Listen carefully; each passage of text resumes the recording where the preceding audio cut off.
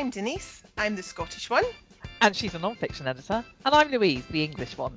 And she's a fiction editor. And together, we're the Editing Podcast.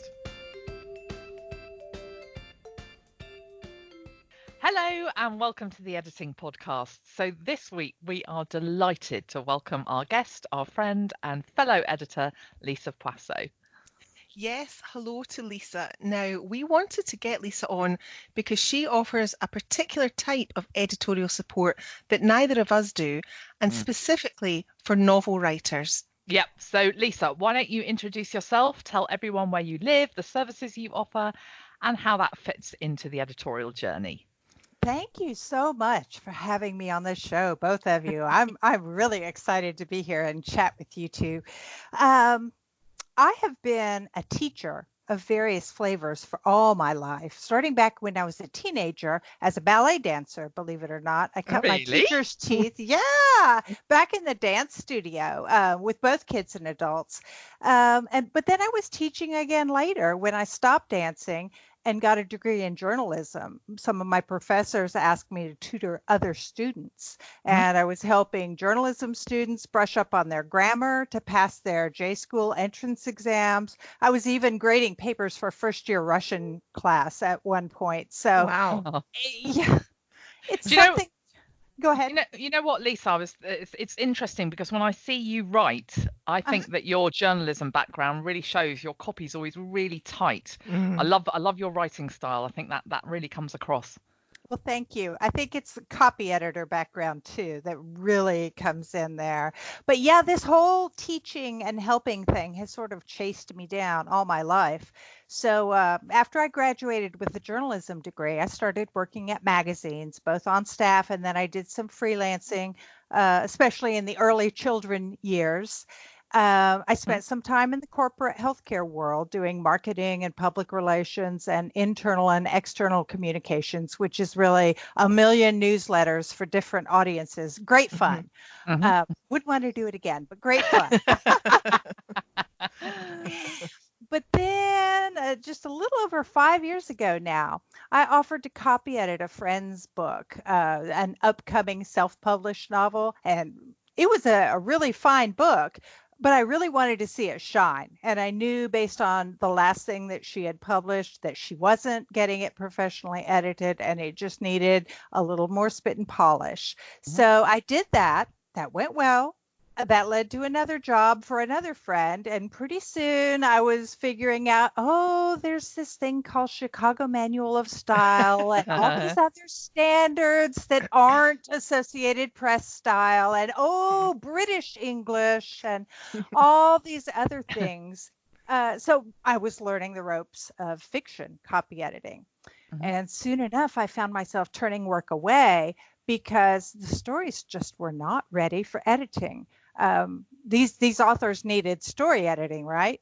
Yeah. So that's when I started intensely studying the craft of storytelling, professional level courses, organizational courses, and shelves of books that I've studied and read on story theory and structure and screenwriting and narrative techniques, all these things. And that's when I began to piece together that this common practice of beginning a story editing by just leaping into a developmental edit, which is a huge prospect. It just wasn't really serving new authors as well as I think most people expected it was. So that's a really good thing to drill in a bit deeper, Lisa. So let's start with those foundations because you're all about making sure that new authors make good decisions about developing craft and investing wisely. That's your thing, isn't it? It is. I want them to get all of that under their belts before we begin. I really hate to spend, it's selfishly motivated too. I don't want to spend my time editing things that just aren't ready for prime time yet. But also, I don't want clients to pay and spend their hard-earned money and their time and pin their hopes on something that they're really just stabbing in the dark still. So that's when I went back and started piecing together what's become my Plot Accelerator, where I'm showing them what those foundations for creating a good story are and then helping them match those pieces to their own stories. That's really, sorry, No, go ahead. Louise. I was just saying that's really interesting because that's, we often see that as copy editors. It's not ready for a copy edit, or as a proofreader, it really needs to be pre-edited before that. But actually, I always tend to think, developmental is where it all starts. But obviously, you're seeing people that aren't even ready for that and need work done. So, what are your sort of strategies for skirting around that desire or feeling that somebody has a need to jump straight in to that, what can be a very expensive developmental edit stage? So how do you get around that? Well, we start with the very first thing, concept, the actual concept of their story, and where I have the most fun and where we usually connect on a personal level for the first time is when we're talking about genre, because most authors have never really thought about who they're writing for. They have vague ideas that they want to be like some author that they've read in their past, usually in their college days. It's been decades. And it may not have any relation to the kind of story that they're wanting to tell right now. So there's this huge mismatch that we have to work through. They work with some really unusual misconceptions about point of view and narrative tense. So we get through all that. What I do is I send them a PDF with lots and lots of links. Louise, I'm sure you're in there at least 483 times. I'm sure of it. Bless your heart. That's my girl. I send them off to read all these wonderful resources around the web. Try not to recommend too many books. That's more of an additional reading thing. I want them to be able to click, go somewhere, see, oh, somebody else who knows what they're talking about besides this lady is saying to do this. And then they come back and they put it with everything else that I'm giving them. And then we talk about their book. And the thing about that, just to butt in, sorry, is that it's something interesting you mentioned, that you're sending them to very specific targeted articles, because there are all these writing books available, but some of them are written in a way and in a style that actually make the craft of storycraft and line craft even a bit impenetrable for a new author, and often it is sort of more article based things that are a little bit more accessible. So I think that's a really interesting approach that you're taking, and a wise one, because it's giving them accessible ways to access this stuff about character motivation or conflict, but that's validating what you're coaching them. It is accessible, Louise. And what I've found, I have multiple authors now who have graduate level writing degrees who have come to me, and I convince them, please just bear with me, grit your teeth. I know you have more education formally than I do in this process, but please just try this with me. 1 or 2 units in and they're already sold. Oh, I've never thought about that this way. I never considered this. Oh, I see how you're doing that. And it's like, okay, nobody's ever really broken it down this simply before. Yeah, it's like getting people to take several steps back, isn't it? And to look different in a different way at things, and drill down, like Louise was saying, into bite-sized things. So you mentioned genre and viewpoint and tense. What else Then is that process? Then we dig into character motivation and conflict. I want to know what their character wants and why. And then we look obviously at what's opposing that antagonist or the antagonistic forces, and that leads very organically into plotting. I'm pretty strong about, I want them to come away knowing what the major turning points of their story are. I don't care if they don't want to outline their story. We won't do that. I don't care about a full outline, but I do care that they know where their story is going and what the major turning points are along the way. It's interesting though that you don't, that you talked about like things like genre and viewpoint and tense and character motivation before plotting. And that's interesting because it is that sense that you're taking people back to the basics and getting them to think about these sort of like major sort of foundational things that before that you dig into kind of like the development of that story. Have I got that right? You do. It took a while for me to come to this order. Some of it is that building one thing on top of another. Some of it is also just the best way that I can connect with people and get that personal click going and get their trust before we get into some of the more difficult stuff. Concept is difficult because I'm asking them to boil what has taken most of them over 100,000 words on a first novel to try to say. And I've asked them to say it in one very formulaic sentence for a premise statement. Yeah. And that gets people pretty irie and tense if that doesn't come naturally. It does. Yeah. I'm not surprised. That's like most people get nervous about, that my husband always talks about these things he has to do for the company he works for. This what's it called? SOAP, something on a page, summary on a page. Yeah. That's a page. You're talking about one line. Yeah. Scary. Yeah.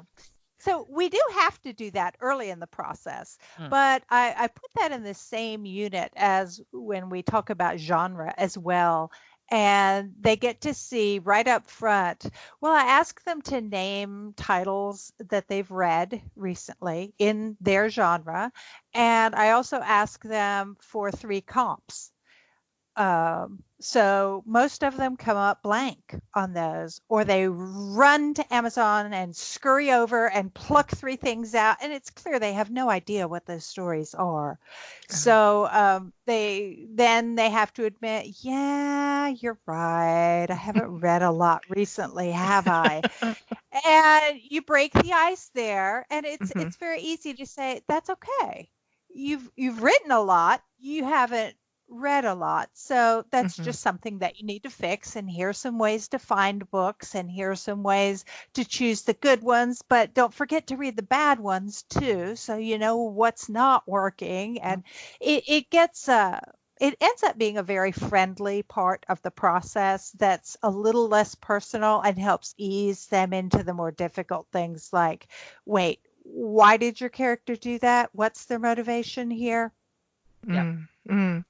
And look, Lisa, how does you've talked about units and things. How does the process actually work? Is it a course, or is it coaching that's tailored to the individual, or do you have a specific process, or is it similar to an edit ultimately, or is it something else completely? I'm really intrigued by this. I think it's a coached course, right? Maybe. I don't know what to call it. Really, I don't, because it's the core of it is not really even the core. I start out by sending them a PDF with short explanations and usually quite a few bullet lists of various blogs and articles and things to look up that they can, again, just click, click, click, get to quickly, digest, and move forward. When they're done with that, I send them a worksheet that also covers that topic. Say, one unit covers point of view and narrative tense. So everything on that worksheet will ask them how they are using point of view and narrative tense in their story. Then they send that to me. I make my comments and observations and questions and send it back to them, and we go back and forth on that up to 3 times for that subject area. Right. So it is quite that sounds like quite an intense one-to-one process, really. That modular style where you're really drilling deep into those core concepts. It is. It's coaching. I've thought many times about converting this to a course. Everyone, of course, says, do this as a course. You must offer this as a course. I can't figure out how to do that because I do surveys for every client, and across the board, they tell me the most valuable parts of the whole process are both the opportunity to articulate their own analysis of their own story, but also equally important is my feedback and my observations and my pushing on little details. So without that angle, I don't know that it would work. I mean, there's a time and a place for a course, but there are definitely writers who really benefit from that sort of much more intensive level of hand holding, and ultimately that's where this is different to it's the Lisa element, isn't it? It's that connection between you and that person, so that you can absolutely tailor every single bit of feedback you do, so that it's fits with them. Whereas if it were a course, it would have to be more generic, and that you might miss certain things that certain authors need. And on the fit level too, what I'm finding recently is that I'm not really offering sample edits anymore, because we're going through this process first, and this is where we get a sense of, are we a good fit? Do we work well together? And it's pretty good because it's cost effective for them. It's not too long of a commitment. And even if we get on like cats and dogs, they walk away with valuable tool. Yeah, right. They know how to analyze their story. And even if they disagree with what I said 100%, they still have the tools and the resources. So I think it's a win-win. Yeah, that's really interesting, Lisa, because before you just said what you did there, I was thinking about, gosh, it's such an intensely personal relationship that you have with them, really, because you're really working very closely with them. I was thinking, gosh, I wonder how you screen people to make sure they're a good fit with you to work. But actually, it sounds to me like you don't screen them at all, and it doesn't matter if you're not a particularly good fit, they'll still learn from it. Have I got that right? I'm pretty darn close. Yeah. I've only had a handful, or maybe not even a handful, of what I would consider failures on this process. One lady who just could not handle the thought of this much analysis at all. She just wasn't ready to approach it that way. That's fine. A couple of other authors who just couldn't put all the pieces together of why their motivation needed to be this way. They just couldn't see how the pieces fit together. And do you think in that case, do you think in that case, if they can't see that, do you think they can still go on to have a successful novel, a successful piece of writing, without being able to fit those pieces together? I think it will be pretty much luck at that point. Because when they're really misfiring, when they really can't see why it's important to have these turning points or things like that we talk about, then they're missing understanding what they're doing. And so, can you write a story instinctually? Yes, you can. You can do it, and your innate knowledge of how to tell a story, children have that knowledge. They do. They know how to come up and tell you what happened when so and so did something at school today, and it comes out like a story. So anybody can do that, but should you bet all your time and money on that? That's another question. Lisa, are there any problems what are the most common problems? Do you see any sort of patterns with the authors you work with in terms of the things they're most likely to struggle with? I do. Like I said before, reading and understanding their genre is such a huge thing. So many people are trying to write books without reading books. It makes no sense. So that's something that we can connect on right off the bat. Point of view and narrative tense are often issues right off the bat. A lot of people think, I want this to be very experiential and intimate, so I'm going to use first person. So we have to go back and explain that no, first person is actually, it holds readers at a certain distance. It's a close distance, but it's a certain distance.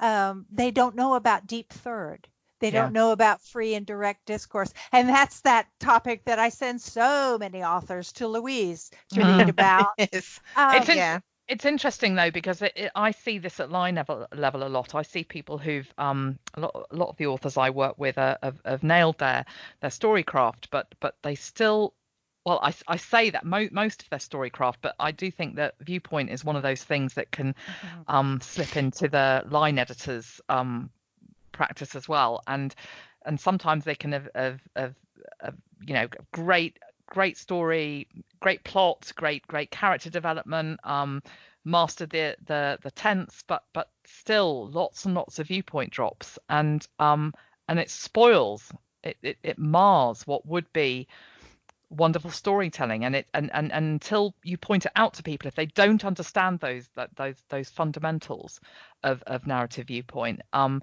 that novel is never going to be as good as it could be. Right. And sometimes that can be fixed if they're dotted around, but if the whole it's a lot of work to do at line level if the authors completely fail to understand what's going on. And I would much rather that an author had mastered that with someone like you before they worked with someone like me. Yeah, we might not even be able to, well, I say might not. We won't be able to master that or even really get into it in the Plot Accelerator, but we can identify certainly if they've chosen not an inoptimal point of view. So same with narrative tense. If it's just not a fit for the audience they're trying to reach or the story they're trying to tell, we can identify that. Usually I'll ask them to give me a short sample, and I do mean short, like 300 to 500 words. And if I feel that it's in the wrong tense, I'll show them, look what this would look like if you wrote it like this. That usually not only convinces them, but then they're excited to move forward into editing and learn how to do that. So Lisa, is that how you tend to get your authors to go about fixing these issues, is to actually show them how it would look written differently, whether it's viewpoint or tense or whatever? You'll actually perhaps do a small section of it to show them, or do you tend to just say you need to go and read more about this particular thing and then rewrite? Point of view and narrative tense are really the only two techniques like that we cover in the Plot Accelerator process. Everything else is, global plot issues and things that you can't boil down like that. Yeah. So I do look at that tiny little sample just to help them identify, what are you doing now? What could you be doing? And let them look and make a distinction and a choice for themselves. That's my whole goal for this process, is to give them enough information that they can make the choice, an informed choice for themselves. So it's really, a lot of it is about empowering them to make better choices in their writing. Absolutely. Great. And when you've so are people coming to you with full stories that they've written, or because then the question becomes, they've written 100,000 words or whatever, and then they realize that there's different, are we talking about possible complete rewriting here, or do you also have authors who come to you with maybe, they're at the start, they want to produce 100,000 words, but maybe they've done 3 chapters and they've thought, no, I'm going to get guidance now. What are you saying? We do all of that, Louise. I have authors who use it before they write. I have a lot of authors, particularly new authors, who get started writing and then realize, I don't know what I'm doing. And they come to me at that point. But I also have a lot of authors who have written their first manuscript and they're ready for editing. And I say, well, this is my first step. And most they're like, okay, sure, lay it on me. Let me see your first step. And away we go. So it does work at all 3 stages. It's a little tough sometimes to do it before you write, if you have no idea where your story is headed yet. But again, we can work both ways. I have a guy who's working through one now who really doesn't know much about his story yet. Louise, think of you often. It's a thriller. And he's like, well, I know he knows much about the character's motivations and the emotional arc of the book, but he doesn't know a lot about who the murderer is or why he killed whoever he kills. And that's okay. Strangely enough. So interesting, because Yeah. I think a lot of authors come unstuck, and I've done this before myself. I mean, I've written short fiction, but a little bit of short fiction, but I have thought like, oh, if I was going to do the novel, I have to come up with a big idea. Actually, what you're saying is that you could actually start from the point of view of creating characters first and developing those arcs, and then see where that takes you in terms of the sort of, the stuff that happens. That's just that's an interesting way to write them, and perhaps more empowering and exciting for someone who's not immediately thinking, oh, there's no point in doing this yet, because there's no putting the words on the page, because I haven't worked out how to wrap it all up, or where those big plot turns are going to be. Actually, you could start the process by writing character. He knows where he's headed with the character. He just doesn't know who's going to kill who along the way.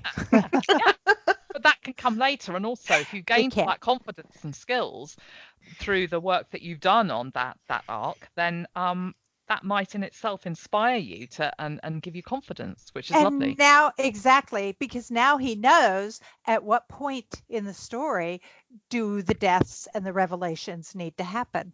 So he understands. So, Lisa, with this process, do you think, would it best be considered part of the writing process then, or do you still see it as part of the editing process? Oh, I think it's both. Right. And it's very much part of the spectrum. And I want them to see, the whole plotting versus pantsing concept. I want them to realize that that's a spectrum too. Right. So I want them to go into this realizing that these are like the seeds that are going to grow their story, or the foundation that they're going to build on, but also that the very rudimentary outline that they'll walk away with is going to be something that can help them, whether they want to go on and plot out scene by scene, or whether they want to sit down and pants it from there and just see what develops within what we've worked out. That's great. Either way, it's definitely a spectrum. And because we can use this process before they've written, or if they've written and then they're stuck, or after they've written and before they start revising, again, it's in the spectrum of between writing and editing. It's all. It's very flexible and fluid then. Yeah. And so you offer this Plot Accelerator thing, but there's something else you offer authors as well, isn't there? Yeah, and it's actually more of what I don't offer anymore, I think, Louise. Okay. I've recently just taken developmental editing off my standard menu as something that I offer routinely. And I'm doing what I'm calling a developmental assessment. It's like a critique that you hear. Everybody offers the critique service, but it's like a critique on steroids. It's a much longer, comprehensive teaching style editorial report. My reports are generally around 30 pages. I usually say over 20 because I'm trying not to scare anyone away. But they're usually about 30 pages, lots of teaching, lots of examples. I include a book map, and I spend a lot of time analyzing their manuscripts. Let me just stop you there. Tell us what a book map is. A book map is a spreadsheet. The ones that I do usually focus down all the way to the scene level, and I'm looking for things like scene goals, complications. I'm looking to make sure that something actually happens in the scene and they're not just thinking and processing. A whole little series of checklists for each scene that helps authors see even for people who really hate spreadsheets, and I admit that I am one of them. Oh, But when you see it stretched out across your screen and you see bam, bam, bam, bam, bam, all these scenes where nothing really happened, you can't mm. help but face it. You can't help but face that your character is wandering around from coffee shop to coffee shop, drinking and thinking. Drinking and thinking. Drinking and thinking. That's all right for real life, but yeah, it's boring in a book, isn't it? It really Yes, is. indeed. Yeah. I would like them to do less drinking and thinking so I can finish the edit and go off and do my own drinking and Thinking and thinking. thinking, yeah. Yes. And the thing about that is as well that if someone tends towards being a pantser, I guess that offers them a really helpful way to sort of think in terms of like a sort of like a spreadsheet outline almost, isn't it? Because or where it needs to be trimmed, because you've got the sort of book in a nutshell. Well, and they don't have to do it either. That part is absolutely optional. I send it back to them and I do the first handful of scenes for them so they can see the level of precision that I'm asking from And them. then they can mimic it if they want to. I do their turning points for them. And then I say, here's the rest. Go forth and either work it out or don't work it out as you please. And it's theirs to do with as they like. That's to me, that I just visualize that as a sort of bird's eye view of the story, and that you can look down on it and you can see where things are happening and where things aren't happening. And to me, that sounds almost non-ficky to me, that I can see where I would want to move things around or take things out much more easily from a spreadsheet. That's my non-fiction side coming in, definitely. Oh, I love a spreadsheet, Susan. I know you do. I love a spreadsheet. Yeah, I really love those little columns where you can mark off if you achieved certain goals with each scene, because then you can look and you can just see, is there an X there or not? Yeah, rather than being faced by a wall of text in 500 pages of a Word document or whatever. Yeah. Yeah. It sort of helps you to step back. So, sorry, so that was the book map. Sorry, there was something else that you were talking about that you included as well there, Lisa, wasn't there? Really, the heart of the developmental assessment is the editorial report and the book map. I no longer am doing manuscript editing at that stage because it's not there yet. I want to take care of the story in the Plot Accelerator and then see if they got it in this assessment. Right. And if they don't, we'll fix that and we'll describe it in the report. And if we need to do a little bit of coaching one-on-one afterwards, we'll fix it there. But there's really no sense in diving onto the manuscript until the story is solid. Yeah. And, So sorry, carry on. And here is also a great opportunity to knock out some of the major issues with narrative technique, like the author who doesn't understand how to use dialogue tags and action beats, for example. You don't want to go through a whole manuscript marking all of those. It's hours and hours and hours, and it's a cost that nobody wants to bear. So if you can knock that out in a previous level, do that, and then it just makes everything easier for everyone. Yeah. So you do this super critique, this critique on steroids for your authors. What happens after that stage then? Then we're ready to glide into manuscript editing. I don't even like to label those anymore and call them, this is line editing, or this is substantive editing, or this is copy editing. I don't even like to go there anymore. I like to edit what needs to be edited. I learned that from my edit buddy, Beth Hill. Right. I always asked her, Beth, how do you do it? And she was like, well, I just edit. I edit all of the things. I can't quite wrap my head around that, but I appreciate the philosophy of it. And by the time that we've worked out the story issues and the major narrative technique issues, I think we're ready to just edit everything that's there. And if there's too much for one go, we'll triage, and I'll do maybe the first quarter or third of the book and decide, oh, I need to back off a little bit and step back and hit just these issues. And we'll do that, send it back, and then we need another round. But that's all understood up front, so it becomes a whole much it's a So, more relaxed process. so Mm. are you still coaching at that point, or is it right, you leave it with me, I do this, send it back, or is there still this kind of interplay between you and the author whereby you're they're getting that kind of more Yeah, yeah, I think it's teaching style of thing?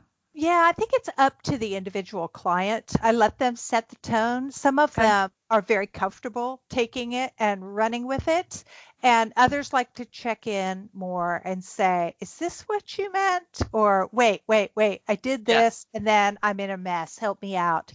Yeah. But mostly, I think once you go through the edit, and then I try to encourage a follow-up call pretty heavily now. I encourage that, and that seems to help to just. I find that they ask less questions than I anticipate, and it's more about they just want to hear me, and they want to restate what I've told them in their own words. So it's Yeah. like an assimilation moment. Okay. Yeah. One thing I was wondering was, I mean, obviously we're going to put all your links in the show notes, but if people are interested in working with you on a super critique or the Plot Accelerator first, what are we talking about in terms of scheduling? Because obviously these are quite well, especially the Plot Accelerator, it might be quite a sort of longer term thing. It's not a kind of like, yeah, you're booked in for next week and then it's all done. So how much time ahead do people need to be thinking if they want to work with you or someone like you on this kind of thing? They need to get on it. They need to hop over and get in touch with me as soon as they think they know something. I'm generally able to begin a Plot Accelerator fairly soon. And by that, Okay. I mean anywhere from, sure, let's start Monday to, a month or two at Okay. most, because that's a process of they send me an email and I may spend an hour and I send it back, and they send me their reply and I may spend 20 minutes and send it back. So it's lots of little steps, and I can Right. generally fit that in. But then things really get tangled up when it comes to scheduling the assessments and the Yep. edits, because I Yeah. do have with this approach, there are many, many steps in Yeah. it. Yeah. And it's much more incremental, so one client can take up a lot of space Yeah. on a Yeah. schedule. Yeah. I can see how that would happen. Yeah. Yeah. Lisa, that is absolutely brilliant. I feel like I've learned a ton today. So I don't know, to my knowledge, I might be wrong, but I don't know of any other service that's quite like yours. I think that a lot of us are quite sort of a little bit more formulaic in terms of offering a developmental edit or a critique or a line and copy edit like Denise and I do, or a proofread. This sort of it feels like a sort of hybrid coaching, Hmm. writing, editing journey is possibly unique to you, and which is I wonderful, but it's also makes it very interesting. I think you might be right. Literally the week after I came up with the idea of the Plot Accelerator and wrote the very little baby rudimentary version of it, literally the next week, I discovered the existence of Larry Brooks. And he does something that I think is probably the closest to what I do, but very much without the teaching element. Of course, he Okay. has all those wonderful books. Mm-hmm. So there's his teaching element right now, or right there, rather. Um, his services are very much wham bam. Here's your notes. Right. Yeah. Yeah. Very very compact sort of Yeah. feedback. So And in that might terms suit of some clients better, mightn't it? That mean, yeah, I think so, especially for people with more experience. yeah. And I do, when I've worked with authors multiple times and they've gotten these basics under their belt, we compress the process for them. We don't do the whole thing, but I do encourage them to do the key parts, because we always tend to turn up some surprises. Yeah. that you can. There's always something to learn, isn't there? Always, Yeah. always, Yeah. always. Lisa, thank you so much. We'll make sure all the links, like I said, are in the show notes so that authors interested in your coaching and editing services know how to get hold of you. But Denise, what's next? Well, can I just say that this is confirmed to me. I've said it before and I'll say it again, but I am definitely not a fiction editor. I am absolutely in awe of you, Lisa, and you, Louise, and all you other fiction editors out there. I know my lane and it's not fiction editing. But I love listening. Everybody has a niche. Everybody has a Yeah, niche. but I adore listening to fiction editors talking about craft. I find it absolutely fascinating. That's because you love reading fiction. That's true. That's true. I do love reading fiction and it's going to stay that way. Yeah. So my editing bite this week is for those of you who have ever wanted to get away from it all to really knuckle down on your novel. It's the perfect bite for you.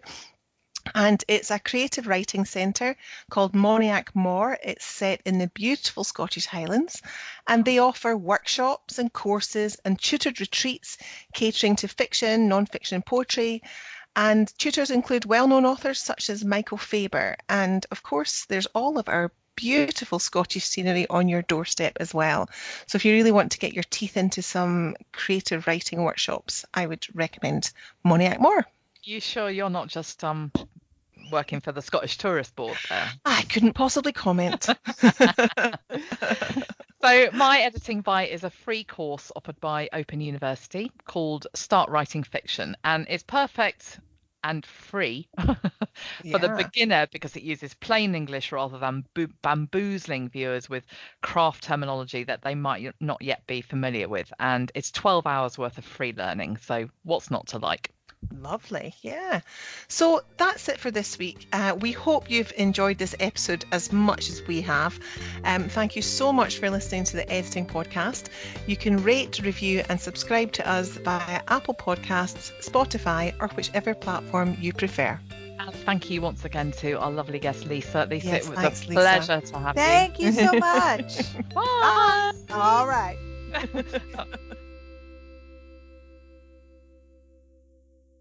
Have you ever been so engrossed in a conversation that you forgot you were actually supposed to be a part of it? Well, that happened to me when we were recording this podcast. Have a listen. That's really interesting. I think it's your turn now, Denise. Is it? I'm just looking. I'm looking at the page. Oh, yes, I am. Yeah, sorry. Do you know, I'll tell you what happened there. I'm sitting listening to the two of you talking, and I will mention this properly when we actually go back to recording, but it just convinces me that I am just not a fiction editor. Denise, I thought the same thing when I began. I literally only started doing fiction for the friend. And I literally only started doing story editing because I was getting so many copy edits that weren't ready. Right. So it's been, I don't want to sound like I don't like it because I do. I love what I do now. It sounds like you love it. Yeah. I do, but I was completely 100% reluctant both times. I always think that with you, Denise, that you say like, oh, I'm non-fic, and yet I always think you have a good grasp when we're talking fiction about the sort of the central foundational stuff. And so it's fine that you don't want to do it. Yeah. I don't want another competitor anyway. I think, to be honest, I've learned a lot of it just from listening to you and to listening to the people that we have on the podcast. And I know enough now to know that it's not what I want to do. That's good. It's nice knowing what you want to do. Yeah, I'll just stick to reading fiction. Yeah, and working on my non-fic, definitely. Yeah. Oh, but I don't think we got a y'all off Lisa. I know. Lisa, y'all are taxing me on this, aren't y'all? There we go. Perfect.